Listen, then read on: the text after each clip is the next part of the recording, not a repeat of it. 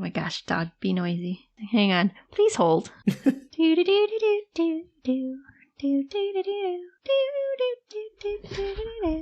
don't have the rights to that music. Wait up. You're doing so good. It. Go. Today on Danielle's Animal Planet. No joke, though.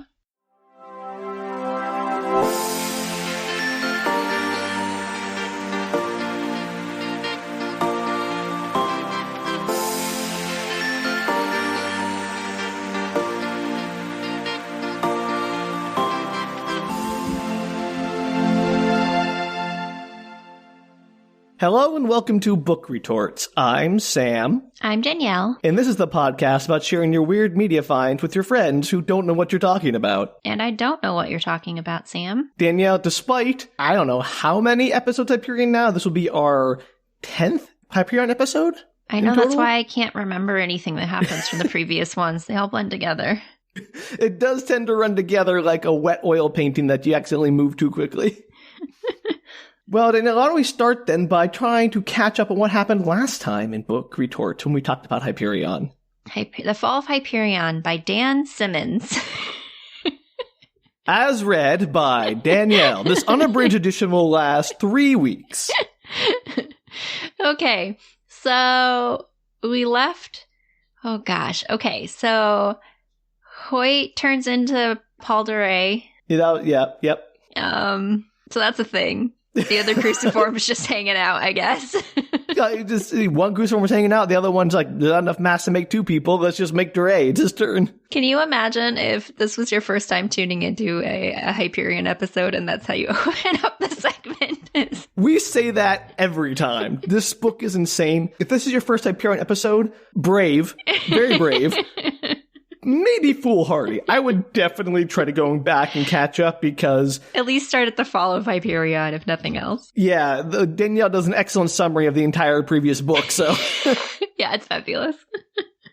I somehow managed to, make sense of that book way more than I'm making sense of this book. Well, this book, I told you, is a lot more convoluted than the other one. The other one's structured into discrete stories. This one is like, okay, now it's time to interweave everything and make it very complicated. Yeah, it is overly complicated. Okay, so it turns into Paul Duré, and so Hoyt is no more. Or well, he's there. Is more. He's just in cruciform form. He's in a stasis, little coral cross. I don't know. What happens after that, Sam? Give me a clue. So, Duré gets caught up on the Pilgrim stories by listening to the Consul's comm log, and then Brawne and Martin set off to go get more food and water from Keep Kronos. Oh, that's right. And then Martin decides that he's going to go and write his cantos in the Dead Poets City of Poets, City of Dead Poets. I don't know what it's called. Dead City of Poets. Like, it's a city of poets that's dead. No one's there. It's abandoned. It's a ghost town. So, Dead Poets City of comma. And this is why this is hard to follow, Danielle. And so he decides he pulls out his suitcase and is like, I'm going to finish my cantos. I'm feeling inspired. I'm sure the Shrike is somewhere nearby. And yeah, pretty much. And Brawne's like, great, I'm going to get the actual thing we're supposed to get here, which is food and water, and go on to the keep. Yeah, and so she does that. And Martin dies. Well, sort of. Oh, it was that later, though. Yeah. I'm sure he's removed from the equation, at least temporarily. And so is Brawne, maybe, but that was also at the end. Why can't I remember all the things at the end? What happens in between now and the end? Well, we cut to Kassad. You remember Kassad's little adventure with Moneta? Yeah, oh yeah, so they meet. I thought that was a lot, like two ones ago. No. So they finally meet up, and they're, battling it out, and she does it it's her first time meeting him, but it may be his last time meeting her, because she's traveling back in time and he's traveling forward in time. Yep. And he's mad at her and he's trying to kill her, which is dumb because we know he can't possibly kill her because there's a time thing involved in that. Yeah. there's a logic loop here where if he kills her, he won't meet her, and so obviously he has to have met her, and so yeah, it's impossible. Listen to the last episode. Don't worry about it. And they end up having sex. Because that's just literally how every single occurrence with them ends. And notably, it is not entirely consensual on his part, which is gross. Yeah, but then becomes consensual. Yeah, which is also gross. Which is also gross, yeah. There's a whole thing in there. And what else happens, Sam? The end of that scene is the Shrike shows up and they go with it through a portal. Oh yeah, Kassad leaves. Okay, so practically all of the people had something going on today with the Shrike. So the Shrike shows up and he's like, I want to battle the Shrike. And Moneta is like, great. And the Shrike shows up and then they disappear into a portal. So he may or may not be dying soon. Well, to be clear, that's actually a little bit later. There's 2 portals involved. This is the first one. Okay, well, sure. I don't remember the second portal. He goes to the portal and he goes and sees the future a few days from now where Hyperion's being invaded by the Ousters. What? I don't remember that at all. Yeah. He steps out of the portal with Moneta, and he sees this battle where a bunch of Marines are trying to defending the spaceport against the paratroopers, the drop ships. Yeah, I remember that. Apparently I wasn't paying any attention as to how they got there. You made a very funny to you joke about pooper troopers. I remember the joke. Yeah, of course you do. The poopers, because they're paratroopers. But I don't remember I didn't remember that it was him being in the future coming out of a portal. Like I have no recollection of that. We had this whole conversation where he asked her, "Is this happening now?" And she's like, "What does now mean?" And he's like, "Well, okay, now." Yeah, I actually remember you saying that, but I don't think I understood the context. Even when I re-listened to it after it was edited. All right. Well, just to catch you up then, she's like, this is 2 days in the future, and this is the invasion of Hyperion that's going to happen. And do you want to join the battle? And it's like, no, I'd rather kill the Shrike. It's like, all right, come on, let's go kill the Shrike then. And they go through the portal. Why do I summarize these things again? Sam just does like 80% of the summarizing.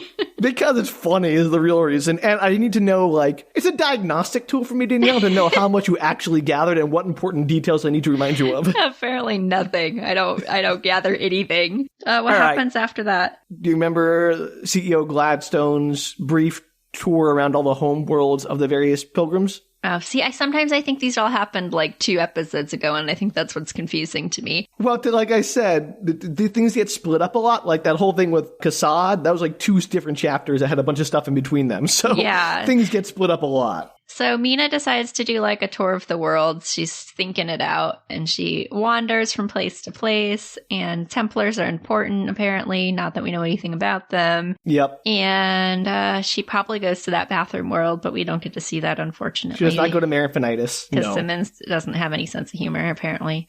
And he has a pretty good humor, actually. Yeah. Remember, that chapter was just basically for us to get an exposition dump of Mina's thoughts on how she has to betray the hegemony and destroy the web to save humanity. Right. She's in a rock and a hard place. She has to destroy humanity either way. Well, she has to destroy the web to save humanity, like the humanity as it exists now. As right. Like reform. She wants to like renew humanity and make it better than it is by getting them unattached from the giant web thing. Well, the TechnoCore specifically being under the thumb of the AIs. Yeah, that. And then she ends up on the moon. And that's where her assistant tells her. And she does not pilot it away, and it's very disappointing. It is. I think it would have been great if Dan Simmons was like, you know what? Time to pilot this moon to fight the Ousters. I mean, they could have used some help, because at some point, is it during this episode where they find out that they're dying? That's exactly the right moment. So at this exact moment on the moon, when her assistant comes to her and says, hey, we got a problem. We got a problem, which is that the Ousters, unsurprisingly, they had their plan in play for many, many years. And now that the humans have decided to separate all of their ships. Well, the hegemony, because they're all humans. Sure, okay. The hegemony has decided to like separate all their ships out. The Ousters show up to take control of this place and destroy all the other remaining ships. So, yeah, the hegemony has concentrated all their forces at Hyperion, or at least the bulk of them.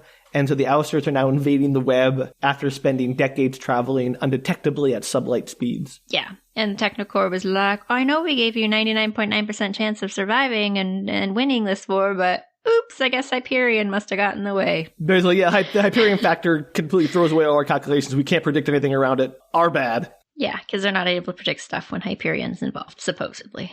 Yeah, because that was the very end, and we skipped a whole bunch. We'll get back to that now. Okay. Again, you can tell this story out of order. And it still makes sense because everything is happening simultaneously. Yeah, I'm going to tell it out of order. Why don't you tell me what happened to Martin? Okay, so meanwhile, Martin is in the city of Dead Poets, Dead City, The Dead Poet Society Poets Dead City. Poets, city of, and he's writing his cantos, and he's almost, and it's like telling the future, the present. It's a metaphor for what's going on in the story. Do you remember what the metaphor was? Like what the important thing that happened of note in the story that he was writing? Wasn't it like somebody was about to combine forces or something? Yeah, so the story of the Cantos is about the Titans versus the Olympian gods. Mm-hmm. And with the Titans representing humanity and the Olympians representing the TechnoCore, the AIs. And they come to a ceasefire, an agreement, a partnership, an alliance, facing some unknown third threat that he doesn't figure out what it is because he's about to write it down. And then the Shrike appears. Yes, interrupts him. Is that the Shrike noise? Doodle-doodle-doo? And then the like psycho because he's stabby. Great. Thank you for explaining in detail. You're welcome. And so the Shrike appears and he's like, time to go, Martin. Really, because he actually like makes him Martin right. So he got to like communicate with Martin, which is cool. Yeah. It's cool.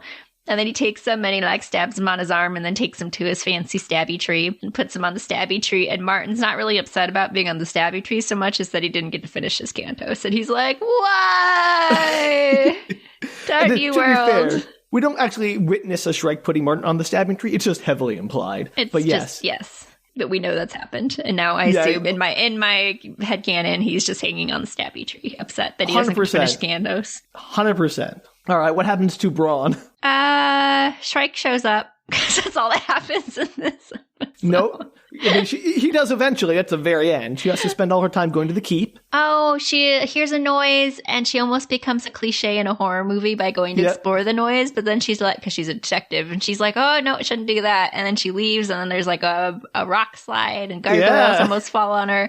And then she manages to escape, but just before she almost escapes, the Shrike shows up and puts his little... Well, she escapes. She escapes and goes all the way back to the valley. Okay. With the supplies. But she finds the Sphinx where everyone was waiting empty. Everyone's gone. Okay, sure. That happened. And then the Shrike shows up? Yes, then the Shrike shows up. So then the Shrike shows up and he puts his little like finger knife behind her ear where the Shron loop is and is like, mine now. And that's where it cuts. We don't know what happens. Right where the access port for the Shron loop was, yeah. Yeah, so he looks like he's going to maybe take it because he wants to meet Keats or... He really wants to meet Keats. Big fanboy. Maybe he'll kill her, but she does have baby Keats inside of her, so that seems less likely. You see, you use baby Keats both refer to the child she's carrying and the... No, that's Keats Jr. Oh, okay. I'm sorry. Wow. Okay, what's the other Keats called then? I forgot. Couldn't come up with a better name than Keats Jr., so they've all been either Keats Jr. or Baby Keats. Baby Keats is the literal baby, and Keats Jr. is any of the Keats that came after the original Keats. Sidebirds. Okay, great. Thank you for clarifying that. I was confused. Sometimes we call him Johnny Keats. And Johnny is what he calls himself, the cybrid that Brawne knew and loved. I guess we could call him Severin Keats, too, but that seems like a mouthful. Just call him Severin. You know what, Danielle? You do pretty well remembering things once you understand the order. Like when the order that seems to, the order seems to trip you up more than the actual like events that happened in the story.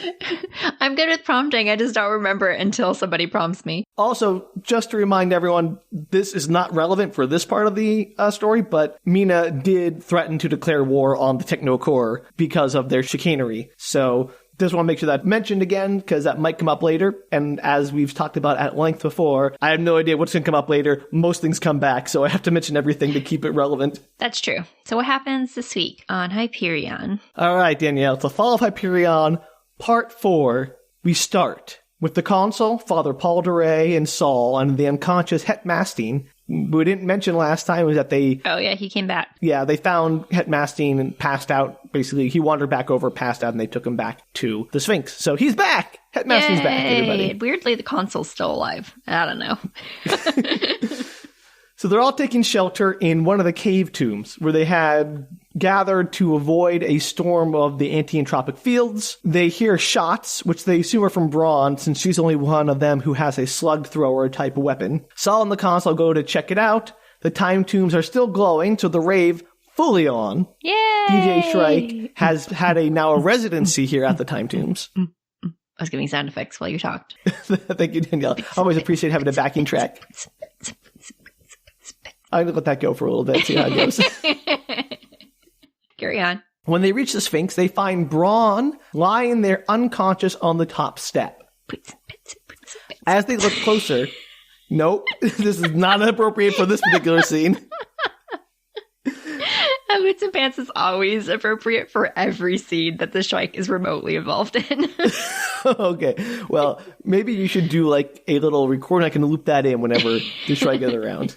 Okay, is Brawne alive? Well, She half head cut off. Danielle, that's a difficult question to answer. Oh no! As they look closer, they find a silver cord, a cable, connected to the neural shunt socket in her head, behind her ear where the shrine loop is. He's just walking around with, like, cords, the Shrike? Well, it's described as Where'd they come from? Yeah, it was described as a tentacle, since the thing had a fleshy mass to it and felt warm and alive to the touch. Is it connected to the Shrike? And it snakes back into the open door of the Sphinx. They immediately conclude the Shrike, who I guess is an IT professional, so got his sysadmin certification for running network cable, is the one who hooked her up to this thing. Oh no, poor Brawne. So the Shrike is at least a double threat. He's not only a DJ, he's also an IT specialist. So they check her comm log and reports that while she's physically alive, she is totally brain dead. Like, no brain activity whatsoever. That's not good. Is she just going to be used as like a little incubator for baby Keats? Danielle, you are so far off, I can't even explain it. Okay, that's good, I guess. They consider unplugging her from the device, but the socket and the flesh around it has seemed to like melt and grow up in like a red welt over the end of the cable, so it's going to take surgery to remove it at best. Did he take baby Keats? The baby's not mentioned once in this chapter. That seems hard to believe. Like, nobody's concerned that she's pregnant and on this, that is, life I thought that was system. wild too. I wrote that down in my notes like, this is wild. What a man, Dan Simmons. What, really, right? Nobody will care about the pregnant lady. Like, that mentions a lot of things right in these books. I'm not sure a lot of his female protagonists are some of those things. Also, maybe you can help me, Danielle. I wrote a sentence down in my notes, and I can't make sense of it. Okay. I wrote down, Shrike buffet of pilgrims, brackets, into time-traveling babies?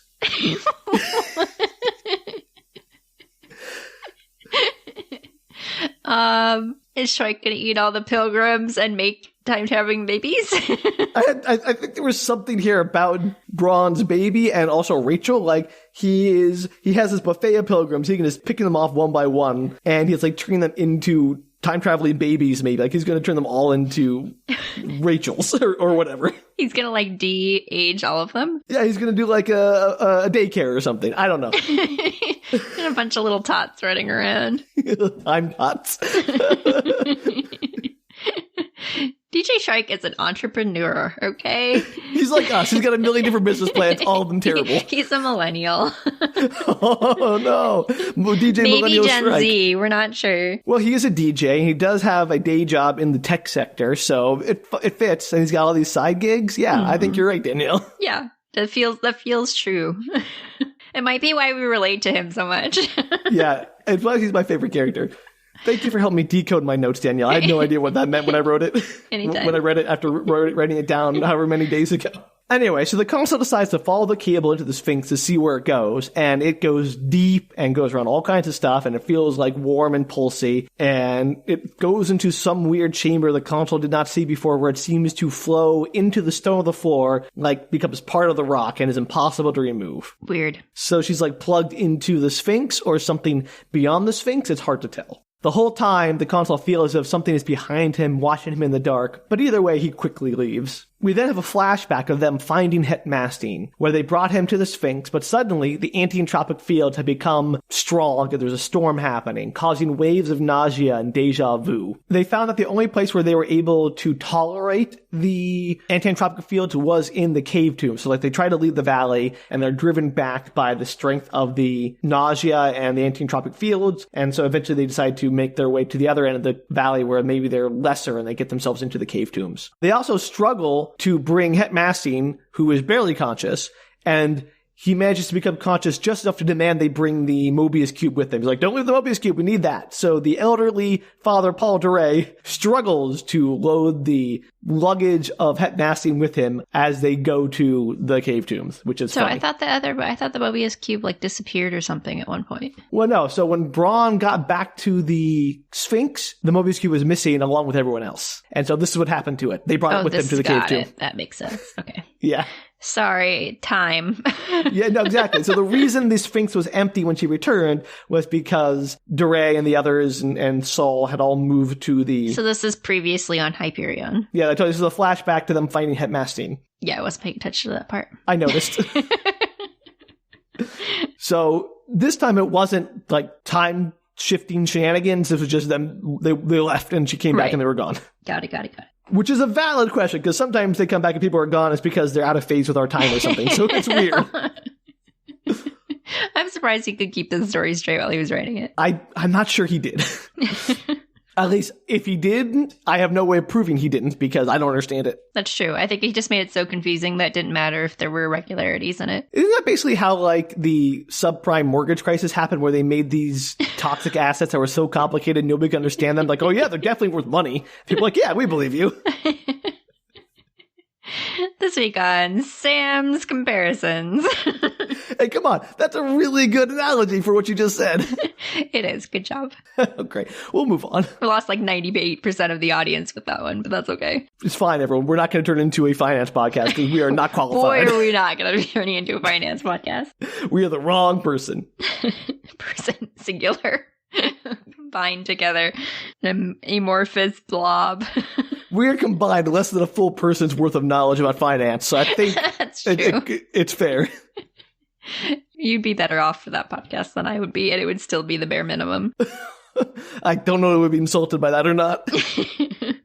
More than the average person, Sam. You could do a podcast on finance. Well, no. Well, let's definitely not put me in that boat. I do not want to be responsible for anyone else's financial problems. Well, then you shouldn't be bringing up subprime mortgages or whatever. I'm just saying it was a thing that happened. I'm not saying I understood it. The whole point is nobody understood it. All right, carry on. All right, well, that was a necessary digression, but back to Hyperion, which makes somehow more sense than our financial system.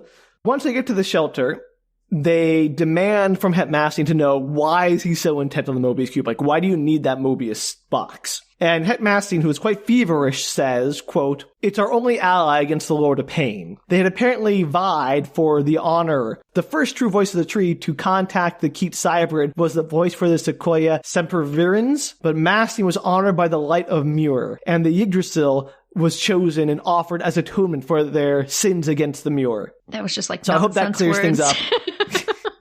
Blah, blah, blah, blah, blah, blah, blah, blah. Well, I decided here would be the time I'd look up the word Muir, because I'm like, what is that referring to? And I think, because the only thing I could find about this was it refers to John Muir, the man who founded the state parks, which I think is delightful. I assumed that's where that was going, but I wasn't sure. Yeah, I want to see, like, is there some, like, reference to something that I don't understand in mythology? But nope, it's just John Muir, the parks guy, which is great. It's spelled the same way, right? Yeah, absolutely. Yeah. That's so cool. There's a whole religion dedicated to him. So Saul and Duré are like, well, that sounds like a weird mashup of Templar and Shrike cult religion stuff. And the Consul then asks what happened in the Wind Wagon, and Masteen says that he released the elemental from his confinement and bound him with the mind discipline I had learned in the high branches. So again, I hope that clears things up. So he learned it at Treetops? He went to the restaurant. Many a drink? I don't know. Yeah. I'm glad you remembered Treetops, the high-up restaurant. Was he friends with John Treetops?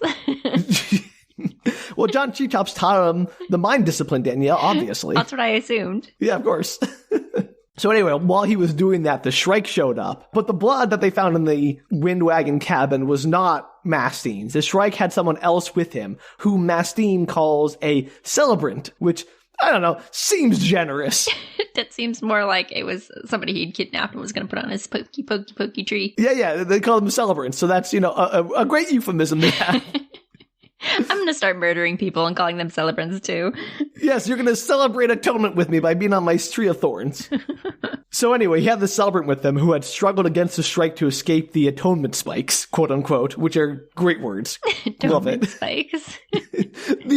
The language of the Shrike cult is perhaps one of my favorite things in this book because it's so like, oh yes, it's the Lord of Pain, the atonement spikes. It's great. It's like, it reminds me a lot about how religions try to make things sound great by giving them these weird euphemisms. He's just a fancy serial killer, the Shrike. Yeah, I know, it's great. But neither Het Masteen or the Erg, who we call the Elemental, were ready. So he returned the Erg to the box, and the Shrike then touched him on the shoulder, and he awoke later among the time tombs. And then he passes out before he can tell them what happened afterwards, which was basically they just found him wandering among the time tombs, probably. So he got kidnapped by the Shrike? Yep. But not murdered by the Shrike? Well, he's still alive, so no, but he might die, so I guess it maybe was a long, like a slow murder. Was he spiked? No. Interesting. He's just left among the time tombs, and then he wandered around probably for a few days, or maybe he was taken to the future, and they just found him when he passed out. That seems suspicious. What is the Shrike up to? Well, boy, if I only knew that, Danielle, I would have solved this book. So now, Danielle, guess where we are? We're back with Brawne. Oh, good. Saul and the Consul are debating trying to cut the umbilical off of Brawne, because we're back down in the present. That was all a flashback. And they're deciding whether to cut the cord, the cable off of Brawne. Since she's brain dead anyway, what can it hurt? Again, I wrote in my notes here, no mention made of the baby. So apparently they do not care. Is she brain dead because the cord's attached to her, or is she truly brain dead? That is a question they cannot answer, Danielle. So all they know, she has no brain activity, and she's connected to the umbilical, and she's still alive physically. How do they know she has no brain activity? Did they do a scan? Her comm log. Yeah, her comm log that's like hooked up to her brain is like, nope, nothing happened in there. Got it. But they speculate that the thing, the cable, could be tapping into the Keats persona in the Shran loop. So clearly, the Shrike really wants that autograph. He's like, I'm going to get that Keats. I'm going to go meet that boy. He's super excited about I told you. We said that last episode that the whole plot of this book is actually just so Keats and Shrike can meet. Yeah, I mean, Danielle, nothing I've told you so far has disabused me of that same idea. They're just fanboying each other. Yeah, exactly. This is exactly what's happening. So they eventually conclude that they need the Consul's ship. It has tools they could use to cut her free, and medical facilities that could help Het Masteen and Brawne if necessary. So the Consul then goes up into his luggage he left and comes back with a rolled up bundle. Do you know what it is, Danielle? Who wouldn't get it? The Consul. You gotta pay attention. It's the old hawking mat that his grandfather had used on Maui Covenant. I would never have gotten there. I know, but fun to watch you think. It's fun to see what you do come up with, Danielle. I was like, portable piano? That would be amazing. See, what a great idea. You brought the little keyboard and said, I don't have my ship, but I can do a jam session with you. Maybe that'll bring her back. It just, I don't know. He played piano in that first scene, and I thought he was going to be cooler than he is. He's a piano playing dude. He's got to be cool. Everyone who plays piano is super cool. Well, it's so weird and mysterious as an opening, and then he was just kind of lame. I'm a little upset about it. It's really funny. So the idea is they can use the hawking mat to travel back to Keats, or at least maybe find someone who can take them back to Keats and retrieve the Consul's ship. It was just a magic carpet, right? Yeah, it's a flying carpet. It's not magic. It works on electromagnetism. But I meant it as a concept. Yes, just being clear. Because there is like magic in this book, apparently, so... It's about a 2-day trip to get there to Keats, and then, a really quick trip back on a spaceship, because it's a spaceship. So they're planning for him to go 2 days to get his ship and come back. So they head back to tell Duré the plan and to pack up. Then we cut to Brawne, but this time we're in her head. She's thinking about... How could she be thinking? She's brain dead. Danielle, oh boy, Danielle. You really get right to this. Brawne is thinking about the old Peter Pan cartoon, which she watched as a kid and had been a formative experience in her life, apparently. So Disney is also in the future. No surprise there. Right? I mean, hopefully, Disney probably morphed into some evil mega corporation, like eviler mega corporation in the future. To be clear, it's probably one of the reasons the hegemony needs to fall. Yeah, it was one of the starting points for that. They're like, all right, well, we never got to Disney, so got to wipe humanity off, start over. It's a lost cause. Anyway, she remembers loving that movie and how she wanted to be the Wendy to Peter, to be the mother of the Lost Boys, to go on adventures with him. She was all about that life. Okay. And now it says Peter had finally come for her. What? She had found, yeah. So she had found herself. Shrike Peter? No. Okay. She has found herself moving through the datumplane into the datasphere, as she had been before when she had ridden to the TechnoCore matrix with her favorite cyberpuke, BB. And I basically just want to remind you that the word cyberpuke exists, and I love Thanks, it. I appreciate that. She was now rising above the planetary limb of Hyperion, seeing its somewhat primitive data paths, but she ignored the burgeoning datasphere and instead follows an orange umbilical leading her upwards. That's when her Peter takes her by the hand. It's Johnny Keats, the Cybrid Man! Oh, yay! Johnny Keats, who doesn't understand consent. Woohoo! Well, when it comes to implanting surgical electronic devices in your lovers, yes. Other than that, he's gold. Oh yeah, perfect. Perfect man. Everyone, like, there's a lot of people who have things done to them without consent in this book who are remarkably okay with it. Yeah, like, she doesn't even seem to care. I would be livid. I'd be furious. Can't get that sucker off. You're just stuck with it forever. And now the Shrike's after you because of it. Oh, yeah. bad. Yeah, no.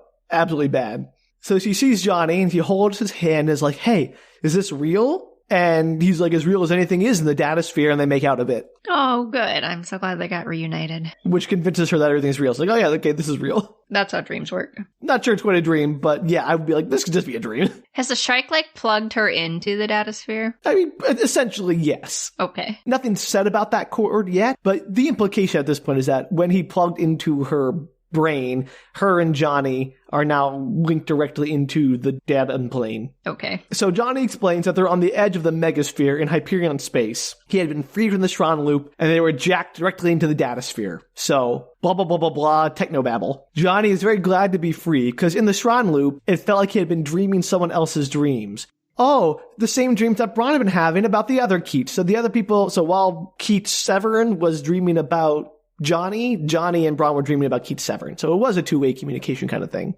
Okay. So Johnny Keats and Severin Keats are in the know of each other. Yeah. And Johnny is pretty sure that they reactivated another Keats Cybrid because of those dreams. Like, I'm having these dreams about Mina Glad, so I'm like, oh, they probably activated another Keats Cybrid and we're psychically linked. What? Like, There's just like more Keats coming? No, it's just he concludes that because he's having these dreams that there had been another like, he doesn't know that Severin exists. Okay, there's not a third Keats.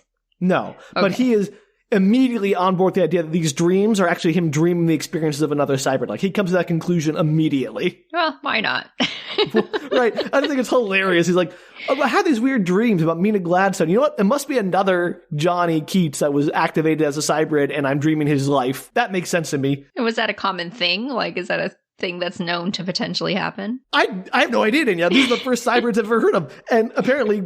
No, I would say no, it's not common. Like, it's never mentioned that there are other Cybrids who dream each other's dreams I've ever heard of. So he's like, I'm just making this up as I go, apparently. He just comes to that conclusion immediately. He's like, yeah, that's the most logical explanation. I'm dreaming the life of another Cybrid that we're somehow cyclically linked to. Yeah, that's not a common side effect. That's a weird thing to immediately assume. I know. It's just like when, Brawne immediately assumed that Hoyt hadn't been in the Sphinx and went to the Jade Tomb or whatever and, like, followed him there. Yes. Well, they had a feeling. She had a feeling, and so does Johnny. Anyway, Johnny is very excited for the chance to see what's going on, to get to the bottom of a lot of mysteries by plumbing the depths of the TechnoCore. Oh, good. Brawne is hesitant, but he convinces her by saying that they could even solve her father's murder, potentially. Does the TechnoCore know that they're there? Do they get, like, an alert or anything? I have no idea, Can you just come Danielle. and go at will, and nobody seems to know you're there? Like, look, Danielle, I have no explanation for what the TechnoCore does know or doesn't know. Okay, that's not helpful. Thanks, Sam. I'm not helpful, Danielle. I'm merely telling you what I know, which is not much.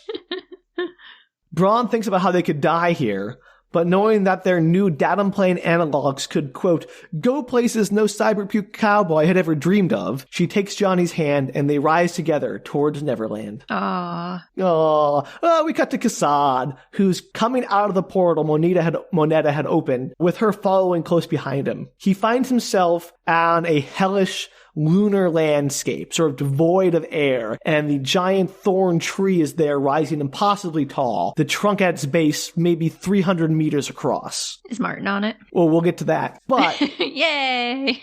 this surface, this lunar plane, is not actually a moon. It is Hyperion at some different point in history where it is completely ruined. Like the dunes have been frozen like glass, and there's no atmosphere, and the sky is black, and the light is not from the sun of Hyperion, but something not of human experience. So he's like, his time pokey tree is like in a different time. His pokey tree is in a different time. Well, everything's in a different time. So the glowing time tombs also look slick and new and shining. So this is clearly the distant future for Kassad when the time tombs were first created. No, I'm wondering if when the Shrike takes people to his pokey tree and puts them on it, is that in a different time or is that in the same time? Does the tree follow him through time? I have no idea, Danielle. It's everywhere and nowhere at once. Oh, it is in all times and no times. No. Hard pass. We're done. No more Hyperion. That's the end. Who knows what happens? The tree is just out of phase. It is at whatever time it needs to be. It appears and disappears and moves through time. It is everywhere and nowhere. Whatever. Okay. So the Tree of Thorns is standing there. Kassad zooms in with his magic visor and sees it's covered with thousands, tens of thousands of still living people writhing in agony. And as he zooms in, he sees, with his magic suit, one person in particular. It's Martin. He sees Martin. And he's still on it, even though it may be in the future. Or past. Well, future past time. It's tree. the future to Martin and Kassad. It's the past for the Shrike and Moneta. Does that mean that Martin's experienced that entire time on the time tree? I don't know, Danielle, but maybe it teleported him there to the future. I don't know how time works. I would hope. I don't know how time works. I mean, this book has had me question my very understanding of time in the real world, so I don't. So he begins to stride towards the tree, determined to get everyone down off the branches, Martin included. But then the Shrike appears between him and the tree, standing on the dunes. Kassad makes a blade out of his suit, like his magic silver skin suit transforms into a blade hand. But Moneta calls his name and points the other way, and he looks back and sees a second Shrike emerge from the Jade Tomb. And then another Shrike comes out of the Obelisk Tomb. There's just a whole planet of Shrikes. So as he looks back towards the original Shrike, back towards the tree, there are suddenly hundreds of Shrikes standing between him and the tree. Oh no, this is why we need an entire field of Keats. Keats versus Shrikes. I know. Well, then 100 more appear to his left, and Moneta comes up to stand beside him, and their suits flow together. She tells him she loves him, even though she has known him all of like a few hours by her reckoning. I'll love you in the future. I love you now and forever for all the 4 minutes I've known you. Sounds like we get to know each other very well in the future. And Kassad tells her that if she loves him, she'll just stay right there. And then he screams, quote, part forced cadet graduation shout, part karate cry, and runs down the dunes towards where the now thousands of Shrikes are standing all over the place. Does he really think he's going to get a one leg up? He's like, I got this. I totally got this. There are now thousands of Shrikes, which I could easily take on. But he decides to focus on the one Shrike he thinks was the first one he saw. Cut to the Consul, getting packed up to go on his little trip. He's going on a trip? To go get his ship. Oh, yeah, that's right. On the to help the with hockey the map. science. Yeah, I got it. Medical science ship. It's a ship that has medical facilities, yes. Right. I remember. It was a long time ago, Sam. Was it? It felt like a long time ago. Like 12 things have happened since then. We've re-met Johnny Keats. We met all the Shrikes. That was like a lot of things to happen that in was between two things needing you medical. mentioned. Yeah, but they were very long things. That was like 20 minutes. Great. The Consul is still hesitant, but the others convince him to go. They're like, just staying here is basically suicide, and we can't go with you because I'm old and I have a baby, so don't worry about it. He takes some food and water, and Brawne's gone and sets off. He makes a brief detour to the City of Poets, calling out for Martin, but shockingly does not find him. No, I thought Martin was there finishing his cantos. Well, no, currently he is probably on the Shrike's tree. I was being sarcastic. Okay, well, I don't know with you, Danielle. It's hard to tell because of how little this book makes sense to you. And then, because I just love how much useless detail is put into this, he reminds us that the hockey mat was invented by Vladimir Solokov, an EM engineer and web-famous lepidopterist, for his niece, which she did not appreciate. She did not like it and spurned this gift. So, just a brief reminder of where the hockey mat comes from. It's amazing how much we didn't need that detail, most likely. I know. I love it so much. I mean, maybe we needed it, but I highly doubt it. I don't think we do, Danielle, and I just had to bring it back because it's so great and so specific and so irrelevant. So the rest of this somewhat very long chapter is just the Consul basically flying backtracking along the same route they took to get here, only now in reverse. So I'm just going to briefly touch on a few of the highlights and skip his journey back across basically the entirety of book 1 again. Perfect. So, some of the highlights. He doesn't find the wind wagon, which presumably automatically trundled off somewhere. And then he falls asleep somewhere over the sea of grass, and he's worried about falling off the mat. That would scare me.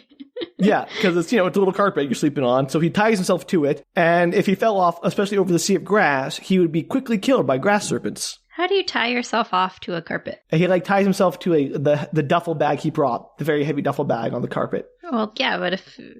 And then ties that... But if he rolled over, it would still just take him in the duffel bag with him. I think he ties it around the carpet, the width of it. Oh, interesting. I don't know. He does it. I don't know. I don't have a picture. He has a brief dream about his home on Maui Covenant, standing with his grandmother Siri as the modal isles burned and died. She takes his hand, but suddenly it's the Shrike's hand! And he wakes up. Oh no. Siri, are they going to make it against the Shrike? Why are you asking her? I don't know, because it was funny. Oh, you're making a Siri joke. I think. I see. Yeah. You see what I'm doing there? I mean, it'd be funnier if you had a magic 8-ball, but it'll work. That's visual. That doesn't help. That's why it's funny to me. The answer is no. Definitely not. The Shrike is going to win 100%. So he wakes up, lost, having drifted off course, and he's worried the mat will now run out of power before he can get anywhere safe. He flies up very high so he can find the Huli River, which he can follow back to Keats. Every town and village he passes looks abandoned. He's hoping to get his ship back in time while Rachel is still at least a few minutes old and put her into a cryogenic fugue, which is very dangerous for a baby, might kill her, but it also might save her life and prevent her from, reverting back to a fetus. Oh, poor little Rachel, man. She's having a rough go. Real rough go. You have no idea how rough her go is, Danielle. Oh, no. I'm sad. Baby Rachel doesn't deserve this. You're going to hate how this chapter ends. Suddenly, the mat starts to lose altitude, plunging towards the river. The Consul tries to jump free, but guess what? He tied himself to the carpet, so he can't. No. Bummer. So tangled up, he tumbles into the water. We cut back to Saul. He was glad to finally be doing something, like sending the Consul off to get the ship, instead of just waiting there for death. They had brought Masteen back to the Sphinx and made everyone comfortable, including Brawne. Saul speculates that the Templar could just be suffering from exposure in a few days without food or water, though he may also be a bit mad, driven so when he felt the destruction of the Yggdrasil through his telepathic link to it. Nobody's curious how he escaped from the Shrike? He didn't escape. The Shrike took him someplace and left him among the tombs. It wasn't an escape. He was just dumped there like a bag of flour. Did he say that earlier? Yeah, he said that the Shrike took him on the shoulder and then he woke up among the tombs. So he doesn't really know what happened. Absolutely not. Could be anything, Sam. I mean, that's this whole book in a nutshell, Danielle. Literally anything could have happened. The tombs are still glowing, so rave mode still on, as they watch the flashing lights of space battles above. I was waiting for that. Duré asks Saul who he thinks will win the war, and Saul just says, from what the others say, it seems preordained that the web must suffer from a terrible war. I appreciate your commitment to just keeping on while I'm making noises. If I didn't do that, Danielle, this would be a 4-hour podcast of you just making noises. I'd listen to Danielle's noise podcast. If you want to make yourself a noise podcast, like a sizzle reel, somebody would listen to that. It could be a hit. It's like ASMR, but boring. You'd basically be like a Foley work audition tape. But terrible, because I'm not good at it. You could be the next Michael Winslow, Danielle. Oh, good. That was my dream in life. My 4 sounds that I can make. 4 sounds, but you're going to use them, dang it. You can make a cat noise, I remember. You can make a horse noise. You've made the beatbox noise. Now what? What's the 4th noise? I'm not terrible at chicken noises. Great, perfect. There's Danielle's resume. Why are they all animals? They're not all animals. You also have the beatbox noise. It's a terrible one, though. Who said any of them were good? My cat one's not bad. I can do multiple cat ones. I can do like a normal cat noise, and I can do like I have a dead animal cat noise. And a cat and heat. You're going to the full spectrum of cat emotions.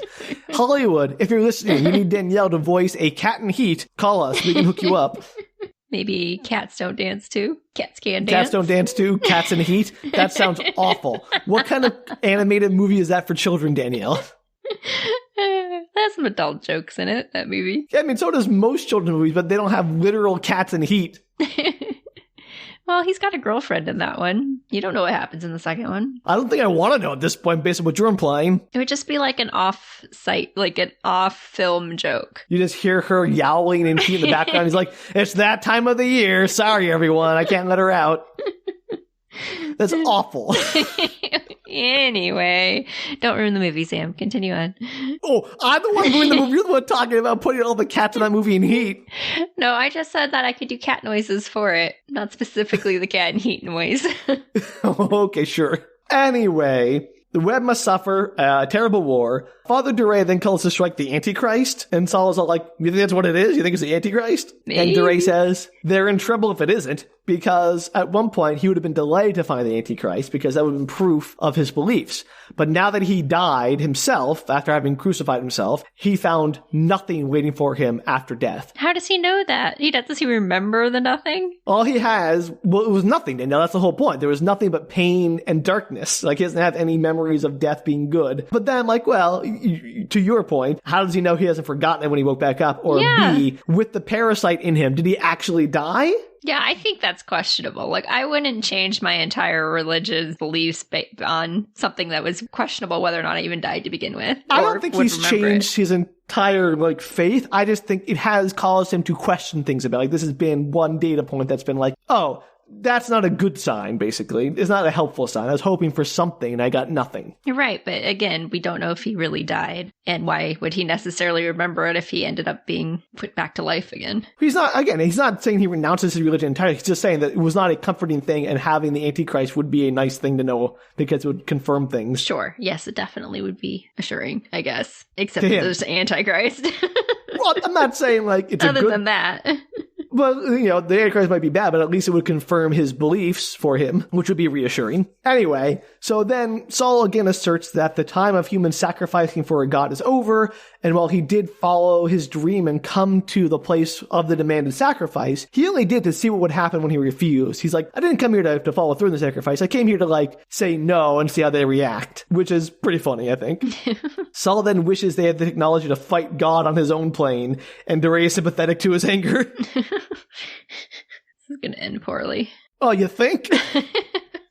They wake up the next day. It's one day before Rachel's birthday. Saul is surprised to realize that despite raising his daughter essentially twice, he doesn't regret a single day that he's cared for her. Oh, what a good dad. I know, he's the best dad. Masting is still unconscious, getting fluids and nutrients through an IV from a med pack. Brawne, though, still brain dead, appears to be otherwise physically healthy. Maybe being fed by the cable in her head? Unclear. She's having a great time. I mean, she's with her Peter Pan floating through the datumplane. She's clapping. Why does clapping have to do with anything? Peter Pan, clapping for fairies, I believe.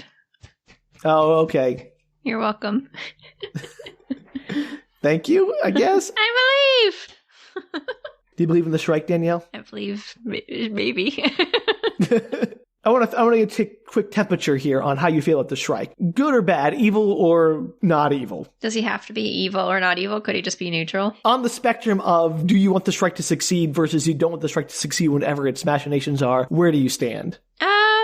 I mean, humanity kind of sucks right now. Yep. I don't know what the future is with the Shrike. But right now, I'm like, maybe 60-40 in favor of the Shrike. And that's honestly, that's lower than I thought it would be. I thought you'd be like 80% Shrike at this point. Well, I don't know enough to really make a good judgment call. The That's Shrike's fair. doing lots of terrible things to people who are not that terrible. But, I mean, humanity's kind of at their worst, so. Yeah, no, it's a real conundrum here.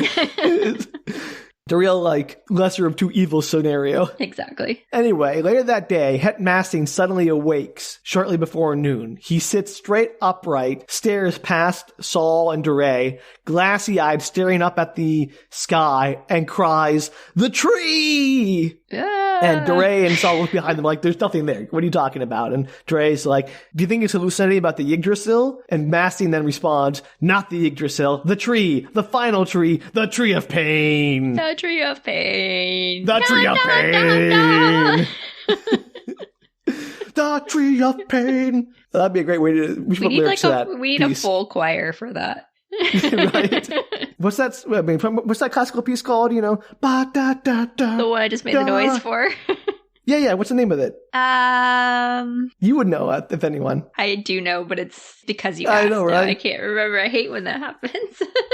Go look it up quick. Look Just type in da da da da into Google and see what comes up. None of this is going to the podcast. This is just for me. You're just curious what it's called. What is it called? That's gonna bug me. All right, well, remind me later. We'll come back to this. Danielle, I need you to... I was listening to that the other day, and I'm trying to remember what it was. Of course you were. It was. I'm not surprised. Isn't it O Fortuna? O Fortuna. Yes, that's it. Okay. I feel better now. Yes. We got there. That was really bugging me. I knew you wouldn't be able to pay attention to this podcast until you found out. Thank you. I appreciate that. All right. Back to this. The Tree of Pain. And so Saul's like, oh boy, he is feverish. Duré, go get the final med pack and program the ultra morph anti-fever agent for it. And then Masteen continues to rant, saying, quote, the Tree of Pain. I was meant to be its voice. The Urg meant to drive it through space and time. The bishop and the voice of the great tree have chosen me. I am the true chosen. I must guide the Tree of Pain during the time of atonement. I can't believe I didn't try to connect him with the Tree of Pain. I know, this is great. That seems so obvious. I know. He flies around trees and there's another tree. I thought it was weird there were two trees. The book is so insane that even the obvious connections get obscured. It's so good. I'm disappointed in myself for not having thought there was more of a connection there. Oh, it's so good. The whole plan was for him to be like, well, gotta turn this tree into a spaceship. Gotta fly the tree of human suffering through space. To be fair, didn't I think it was a spaceship for like a hot minute at one of the first episodes? We talked about the tree of Yeah.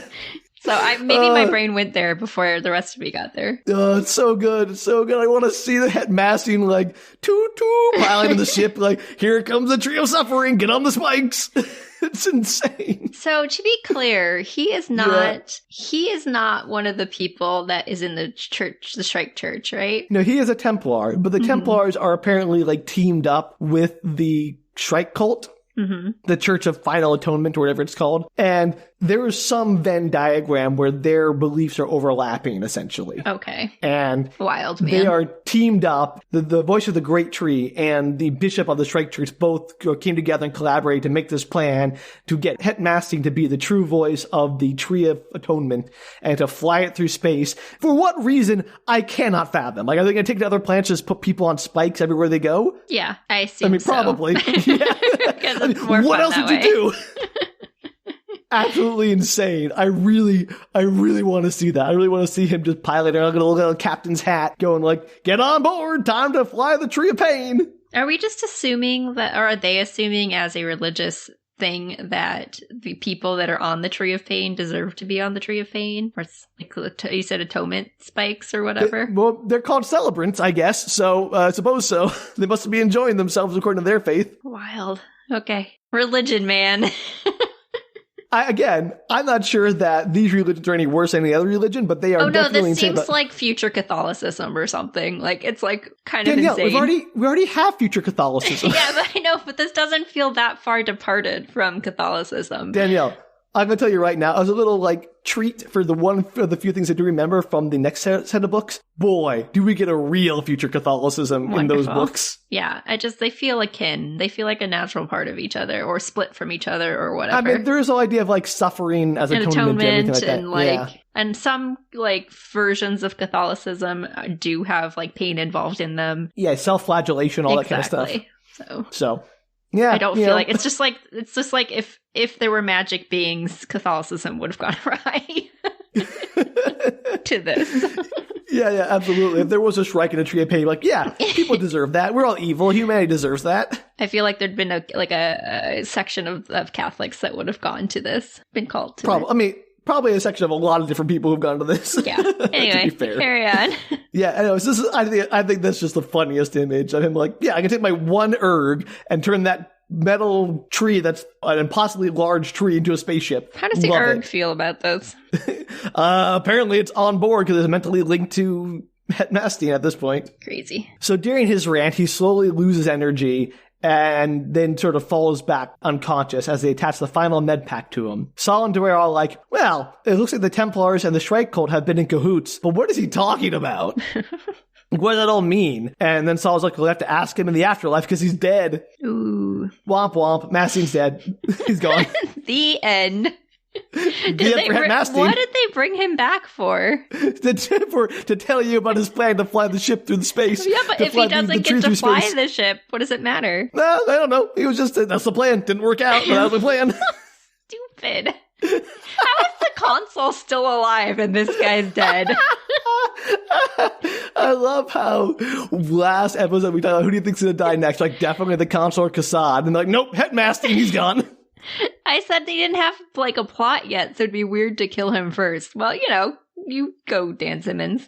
Define expectations. I just don't understand what... I'm sure it ties in somehow later, but I just don't understand the point. I mean, maybe it does. I don't know, but he was here to tell them about, like, the whole plan to fly the ship through space, and they're like, well, that's cool, and then he dies. Great. Perfect. It just feels pointless. It may not be. I kind of enjoy this book having what's like seemingly pointless stuff like the Lepidopterist information and everything, because that's like world building stuff. This is like a main plot line. But like, it's fun to see that, like, oh, we as humanity, if this situation was really happening, I'm sure we'd have all these different factions making these plans. Like, oh, what do we have to do when the time tomb's up? We have to fly the ship through space. That's our belief. And they can make that belief and they're going to set that to happen. But like, oh, sorry, you're just wrong. That's not actually what the plan is. Like, your beliefs are wrong. Sorry. Yeah, what I think is interesting, because, I mean, this may be relevant later on. Who knows? If it's not, that's an interesting thing to do, is to introduce a character, have a build-up to the character disappears, the character comes back. He states, you know, he has a few pages where he gets to state his plan and then he dies. And if there's nothing that actually happens with any of that information or plot line, then, I mean, that's real life. I would agree that that's like something that would happen in real life. Yeah. It is not how books normally work.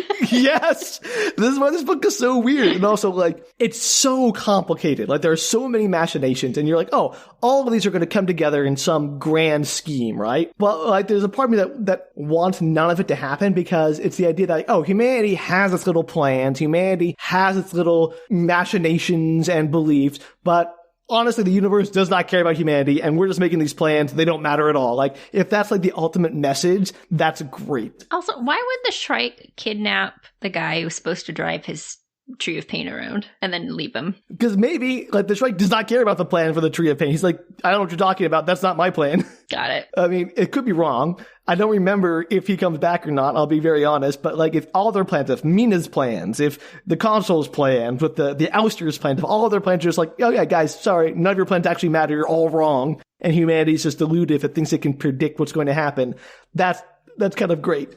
I mean, I said in the first book that I assumed humanity was just going to be wiped out by the end of the series. I mean, even if it's not wiped out, like, the idea that they have any control over their destiny being eliminated, like, no, you have no control, just accept that. Like, if nihilism is the point of the book, amazing.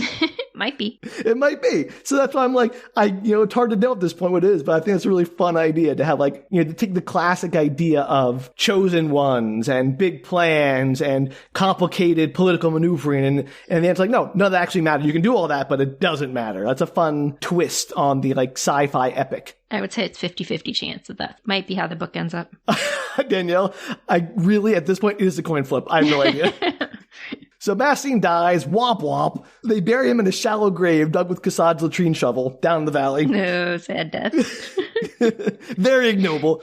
I love it. They're so casual. Like you said, Danielle, he's very casual with how he just wipes out people. Yeah, everybody who's died or been, whatever, put onto the Tree of Pain, etc. lately has just been very casually done. Unceremoniously just like, oh, they're dead now, sorry.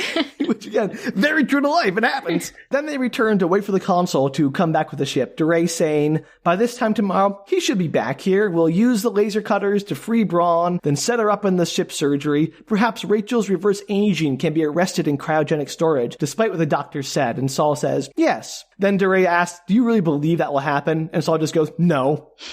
He's like, definitely not going to the ship. We're all going to die. Yeah, he's like, no, I don't believe it's going to happen. Like, it's very optimistic of you, but no, I don't think it's going to happen. So good. I would hope that he's come to terms a long time ago that his daughter may very well not make it. Oh, he is, I think, past coming to terms with it. I think he is just sort of like now morbidly curious about what's going to happen. Right. So as day turns to dusk, the Consul hasn't returned. Duré muses that if he didn't view suicide as a sin, he might kill himself to let young Hoyt live again. And Saul was like, do you really think Hoyt would want that? Like, he seemed to really not like his life anymore at all. He was not into it. He's probably pleased. He's like, oh, thank God I get a break. Yeah, so maybe don't do that even if it wasn't a sin. It's not very helpful to him, and he wouldn't see that as a gift. And then Duré's like, you know what, I think I'm going to go take a walk, so I'll be back later. Will he? Which, he might is die. How he dies, probably, yeah. Splitting up Always seems to work out well in this book. I wouldn't feel bad if Duré died. I feel like Duré and Hoyt just need to, like, be really dead. Like, truly, truly dead. I think the irony is the two people who want to die are the two people who can't die. Yeah, sad. Which is, again, very funny in a tragic way. The line between tragedy and comedy in this book is very thin. So as Duré walks down the valley past the tombs, Duré can feel the damage the cruciform parasite has done to his mind. It's like suffering a stroke. His memory is weaker, and thoughts and reasoning that were once easy for him to do now take tremendous effort or are simply beyond his capabilities now. Oh, poor Duré. He's also emotionally volatile, having to go off and weep randomly for seemingly no reason. He's been through a lot in his zillions of years. Not zillions, there's been like a century or so, maybe, at most. I think less than that. A lot of years, Sam. It's a lot of years of torture. Point is, having been resurrected and killed, dozens, hundreds of times while being tied to that tree, the parasite has greatly degraded his mental faculties. Right. And as he passes the cave tombs, he notices there's light coming out of the third one. Duré knows he should probably just ignore it and go back to Saul, but he then thinks, the Shrike came to each of the others separately. Why should I refuse the summons? Is he going to the party? Yeah, so he hears from the cave tomb music, the distinct beat of the Shrike and the plaintive wails of kittens.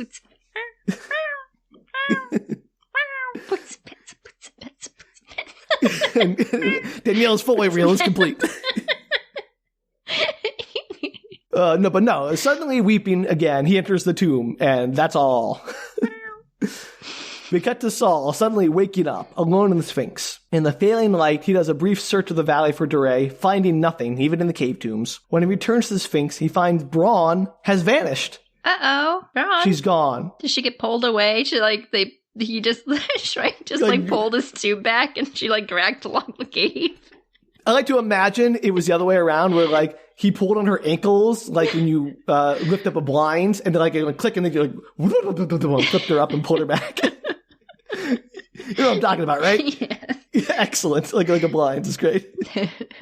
No, but she's gone. The blanket they had wrapped her in, empty. So after searching the Sphinx and finding no sign of her or the cable, he goes back outside with Rachel and sits on a rock. It's now her birthday, her first and her last. Aw, little Rachel. Yeah, poor Rachel. He thinks that in less than a day, he'll be truly alone. And while he can't see it, there has to be a pattern to all of these events. Again, I really hope there's not, because that'd be funny as heck. Do you think he, assuming Rachel, whatever, turns into a fetus or dies or whatever she does, in some ways you'd kind of be slightly relieved, right? I mean, you'd be sad that you weren't able. Yeah, you'd be sad that you weren't able to accomplish whatever goal you'd set out to try and save her, but at least it'd be kind of nice for her and for you. Right, this burden will be lifted. Not to say that she's a burden to him, but the burden of her suffering. Yeah, basically, and having to take care of her, or just be been such a commitment for him over the years. So you think Rachel's going to die this chapter, Danielle? I mean, she might be sacrificed or something, or ascend, or turn into a baby Keats, or he might die. You basically covered everything that could possibly happen, so we'll find out what does. It's possible she'll turn into a baby Keats and then Saul gets stabbed. You've covered most of any possible answer, so one of them might be right. Woohoo! So he then goes back into the Sphinx and makes a nest of blankets to sleep in. Once again, Saul finds himself in the dream he knows so well, walking through a vast structure, and outside the sounds of a massive conflagration, entire worlds burning. He finds what he knew he would, an altar with Rachel on it, the twin red orbs of the Shrike's eyes floating above everything. The voice came, demanding the sacrifice, but Saul just yells back that there will be no more offerings, and to either help as a friend or to go away. Mm-hmm. But unlike before, this time the dream doesn't end. Oh no. The altar is suddenly empty except for a bone knife. Then a voice implores Saul, telling him, the future of humankind depends upon your choice. Can you offer Rachel out of love, if not obedience? And Saul was about to respond with the obvious, no. When he feels a touch on his hand and the voice says, say yes, Daddy. Now they're just playing dirty. It's 8-year-old Rachel holding his hand, looking at him imploringly. That's mean. Saul knows this isn't just a dream or a figment. This is the actual Rachel. This is her speaking to him through his dream. 8-year-old Rachel knows what the heck is going on. It's not actual 8-year-old Rachel. It's his daughter. Just, this is a representation of her. Right, I got it.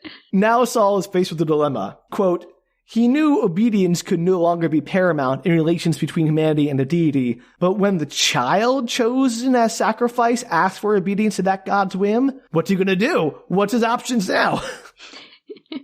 Rock in a hard place. He kneels down in front of Rachel, crying, and they hug, and she whispers to him, "Please, Daddy, we have to say yes." He then rises and takes her hand firmly in his and walks down towards the altar below. He has to sacrifice her as an 8-year-old and not as a little 1-day-old baby that can't talk back to him. Give him sad eyes. That would be horrific. Saul wakes suddenly. It's late morning. Rachel is now just 10 hours old. He remembered the dream and Rachel's entreaty, but still hopeful that the Consul will return, as the idea of giving her to the Shrike still fills him with horror because, yeah, no kidding. Yeah. What is the Shrike up to? Suspicious. What is the Shrike up to, Danielle? Do you think he kills humans so that he can become human? It No. can become human? No, I think it's like, humanity sucks. I don't want any part of that. We do know he doesn't want to fly his ship through space with an erg and Het Masteen, which is a pity, because that sounds like a great party. Do you think the tree turns them into Shrikes? I think the problem is the Shrike has a residency at the time tomb, so he can't take his DJing on the road. It is a real dilemma. The world Yeah, right? deserves more DJ Shrike. Yeah, so he can't like go around touring to all the different planets. He's like, I got a residency here. I got a plan. I can't leave. I'm obligated. I'm under contract. I want to disappoint everyone here. Where do all the here. other Shrikes come from? Danielle, boy, do I not know the answer to that question. Isn't Moneta? No? Are you sure? She kind of half turns into a Shrike later. We learned stuff about Moneta later that is amazing, Danielle. Yay! So anyway, by noon, the Consul has still not returned. Later, after a brief doze, he sees a ship racing across the sky, like distantly high up in the sky. Saul is momentarily jubilant. The Consul, he did it, he's back! Then there are 3 heavy thuds that strike the valley. The first 2 are the sonic booms of the ship. The third is it being blown up. Oh no! Did the Consul just die? A few minutes later, 2 more ships appear. One of them also explodes, and the other drops out of sight beyond the mountains of the Bridal Range. Saul's like, maybe that wasn't the Consul. Thinking it could be the Ouster invasion, and that the Consul could still be on his way. Oh, yeah, he's not. He's definitely not. By dusk, 30 minutes before Rachel was born, the Consul has not appeared. Saul looks up and sees the trails of missiles and dropships heading down towards the surface of Hyperion. The invasion has definitely begun. Oh, poor Rachel. Not gonna make it. She's gonna turn into a baby Keith. She's gonna turn into something, Danielle. Baby Shrike. The tombs are now glowing more brightly than ever. Quote, with the horrid light of neon gases excited by electrons. So, you know, there's a fun description. Full rave mode activated. Get your tickets ready, because the opener is going off the stage, and our main act is here. It's the Shrike! DJ Shrike. Do you believe in love like enough? That's the Shrike's opening song. Do you believe in life after love? Yeah. What a choice, Danielle. What a choice. That would be the last song I would choose for the Shrike to sing. It's a good EDM hit. Is it a good EDM hit, Danielle? It is when DJ Shrike does it. Oh, okay. He makes it his own. I'm sure he would do great things with Life After Love, but I'm also not sure it's really on brand for the Shrike. It's perfectly on brand. Are you kidding me? Oh, yeah? How so?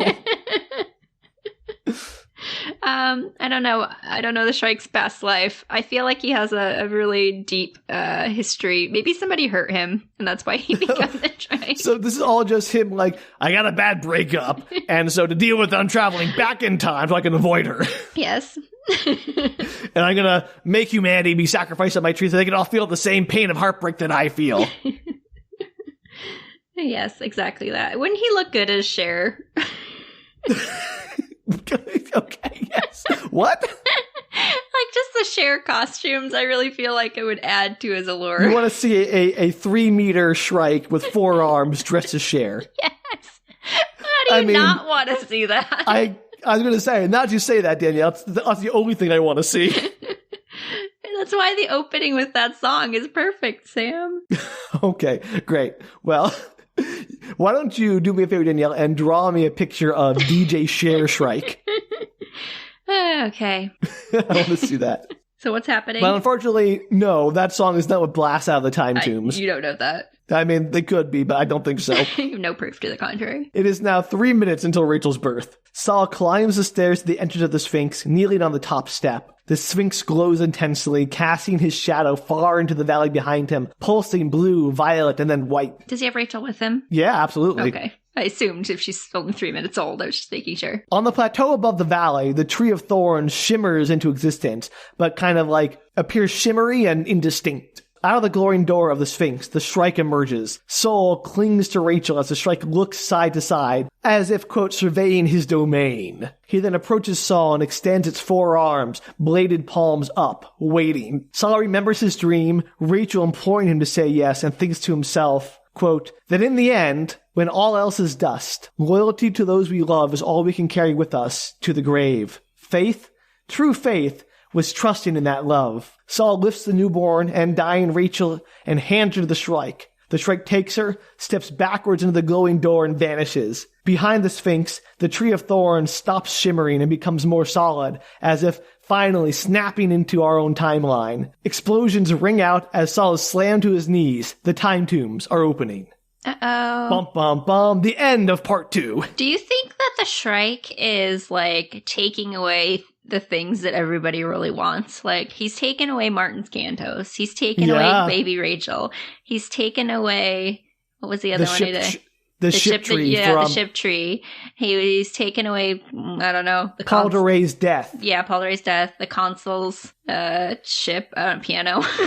No. What the Consul wants more than anything is like revenge on the universe, and he's taken away his ability to do that, I guess, because his betrayal hasn't really betrayed anyone. He's like, this is all going to plan. And I don't understand any of Brawne's motivations, but I'm sure he's taking away something from her. Well, we don't know yet. Maybe Brawne will lose, like, Brawne's motivations are all about, like, solving the mystery of her father's death, basically. Mm-hmm. Or also, of course, being with Johnny. So maybe... Right now she's getting a chance to be with him again, though. Yeah, but maybe that, like, it's only until you can take it away later. It's quite possible. Or, like, when she finds the answer to her father's death, they're like, oh, this is definitely unsatisfying as a mystery. So...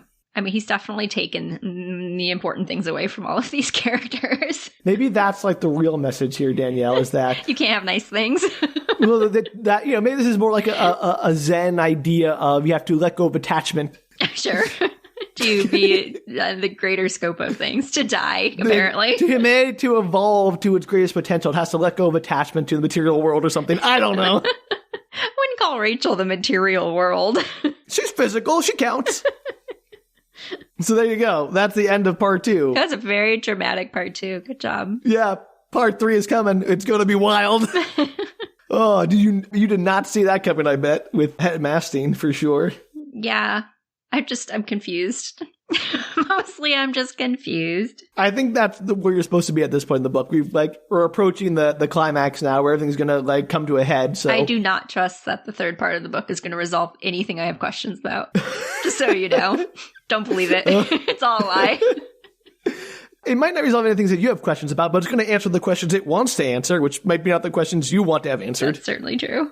That was a sentence that made sense in my head. It made sense to me. Great. Perfect. Oh, I'm so excited for the end of this book, Danielle. It's crazy. Things are real popping off, aren't they? They are. How many more episodes do you think we have? Hopefully 2. So we've done 2 per part so far. So I'm hoping I'll get the last one done in 2 parts, but maybe 3 if it turns out to be the longest part of the book. We'll find out. So we'll find out. You'll find out with us, listeners. Yeah, I'm certainly going to find out because I'm excited to read the rest of this. And poor Rachel, sacrificed to the Shrike. For good or evil, who knows? Or neutral. I mean, might just be nothing. No reason. For funsies. Before it happened, how were you on whether or not Saul was actually going to follow through with the sacrifice or not? I felt like it was probably going to end with sacrifice. I wasn't sure how it would come about, but I figured it probably would. Not just because the cover of the book suggests that it might, but because, like, why would you have a dream about this for so long and not have it relate to anything in the end? Though, you know, the way this book's going, who knows? I was going to say, Danielle, you're trying to apply logic to this story where it does not work. Just a little bit here and there. I think this book has, like Saul was saying, like there's a pattern. Like I think there's a logic to this book. It's just not a logic that we are familiar with. That just seems so, like, it was so common, that theme, that it would have been weird to not do absolutely anything with that. Even if it was that he didn't actually give the kid up, but that meant something. Like that would have, like something, it had to have meant something. Like he said, his plan was to come here to refuse and see what happens. So it was like 50-50 whether he was going to follow through or not. Right. And then, you know, child dream Rachel's like, yeah, do it, Dad. Go for it. And he's like, that's definitely real Rachel, not dream Rachel, not a figment of my imagination or something put in by the Shrike or some other deity. He knows, Danielle. Like everyone else in this book, when he knows, he knows. Like somehow they just know when things are real or not. That would be convenient, wouldn't it? Oh, gosh, so convenient. Well, I hope you're as excited as I am for the next part, Danielle. Absolutely, Sam. So excited. I hope you can remember anything that happens to this part when we talk about it in 2 weeks. I'm sure with prompting, I'll do fine. You will. It's not my fault I don't think about this for 2 weeks. I'm not reading it. What do I care? That's totally fair. All right. Well, if you want to help us create a new act for DJ Shrike called the Share Files, you can do so by sending us some extra cash at our Patreon at patreon.com/bookretorts. You can also make a Boots and Pants tradition with cats if you want to show us what a little bit of DJ Shrike's music is like. Yeah. I would love to hear it. If you want to go back through all of our episodes and just gather all of Danielle's sound effects together as a sizzle reel for her Foley work, that would be hilarious. I'm not going to do that. That's way too much work, but you can do it. I'm sure we have a listener out there somewhere that might be into that? Enthusiastic. Well, if you do that, you can send it to us at bookretorts.com. You can also tweet, Instagram, or Facebook us at bookretorts. All right. Well, until next time, don't sacrifice your children to space monsters. Yeah, always a good rule to follow, I guess. I don't know what the turnout is for this. I mean, maybe it's a bad rule to follow. We'll find out. All right. Well, until then, bye. Take care, everybody.